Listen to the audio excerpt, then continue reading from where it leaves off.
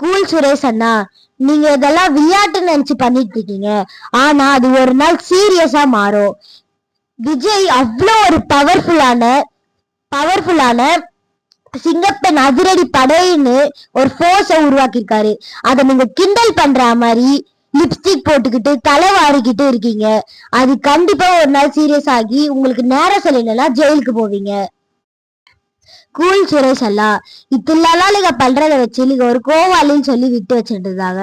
ஆனா இப்ப நீங்க பண்றத பார்த்தா போலீஸ் டிபார்ட்மெண்ட்டுக்கும் கவர்மெண்ட்டும் அசிங்கப்படுத்துற மாதிரி இருக்கு.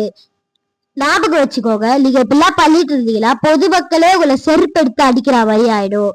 பார்த்து இருந்துக்கோங்க. இதுதான் உங்களுக்கு லாஸ்ட் வார்னிங். சாரி ஃப்ரெண்ட்ஸ், நான் கொஞ்சம் கோவத்துல பேசிட்டேன். அந்த மாதிரி எல்லாம் இந்த கோல் சுரேஷ் அண்ணாவாலதான். அப்புறம் சிங்கப்பெண் அதிரடி படையில இருந்து எனக்கு எங்க ஸ்கூலுக்கு ஒரு 3 பேர் வந்திருந்தாங்க.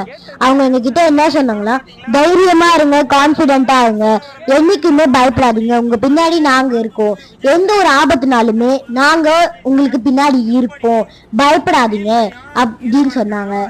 அப்புறம் அவங்க கடைசியா போகும்போது சொன்னாங்க, நாங்க ஒரு ஆப் சொல்றோம், அந்த ஆப்பை நீங்க ஏத்திக்கோங்க. அந்த ஆப்பை நீங்க ஏத்தும் போது அவங்க கொஞ்சம் டீட்டெயில்ஸ் கேட்பாங்க. அந்த டீட்டெயில்ஸ் சொன்னீங்கன்னா அதுல ஒரு ரெட் கலர்ல பட்டன் காமிப்பாங்க. நீங்க எங்கெங்கெல்லாம் தனியா போகும்போது உங்களுக்கு லைட்டா அன்கம்ஃபர்டபுளா ஆகுதோ அப்ப நீங்க அந்த பட்டன் அமுத்துனீங்கன்னா இமிடியட்லி எங்களுக்கு லொகேஷன் வந்துடும், நாங்க உங்களுக்கு முன்னாடி நிற்போம் அப்படின்னு சொல்லிட்டு போனாங்க. ஃப்ரெண்ட்ஸ், நீங்களே சொல்லுங்க, தமிழ்நாடு ஃபுல்லா கிரவுண்ட் லெவல்ல ஒர்க் பண்ற இந்த போலீஸ் போர்ஸ இந்த மாதிரி ஆளுங்க கிண்டல் பண்ணி அசிங்கப்படுத்தினா உங்களுக்கு கோவம் வருமா வராதா? நீங்களே சொல்லுங்க ஃப்ரெண்ட்ஸ்.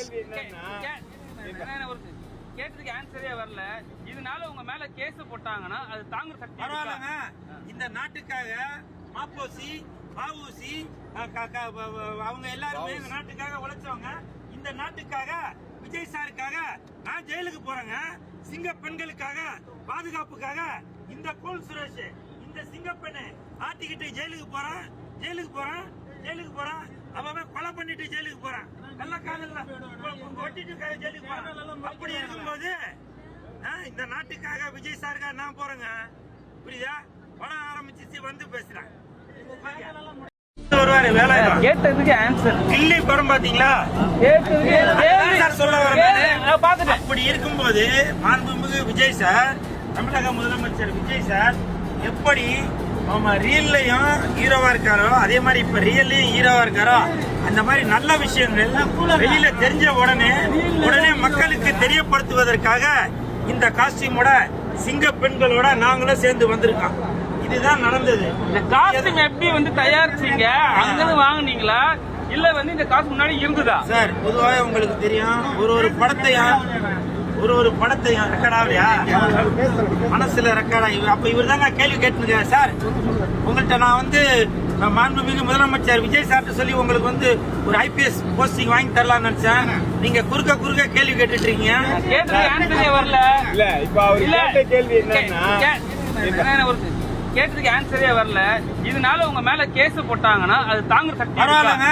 இந்த நாட்டுக்காக மாப்போசி பாவூசி அவங்க எல்லாருமே இந்த நாட்டுக்காக உழைச்சவங்க. இந்த நாட்டுக்காக விஜய் சாருக்காக நான் ஜெயிலுக்கு போறேங்க. சிங்க பெண்களுக்காக பாதுகாப்புக்காக இந்த கோல் சுரேஷ் இந்த சிங்கப்பெண்ணை ஆட்டிக்கிட்டு ஜெயிலுக்கு போறான். அவன் கொலை பண்ணிட்டு ஜெயிலுக்கு போறான். கள்ளக்காதல்ல ஒட்டிட்டு ஜெயிலுக்கு போறான். அப்படி இருக்கும்போது இந்த நாட்டுக்காக விஜய் சாருக்காக நான் போறேங்க. புரியுதா? படம் ஆரம்பிச்சு வந்து பேசுறேன். என்ன லட்டு போஸ்டர் ஓட்டுற? யோ மைக்காரே, சிங்கப்பெண் படையில என் பொண்டாட்டி சேர்ந்திருக்காயா.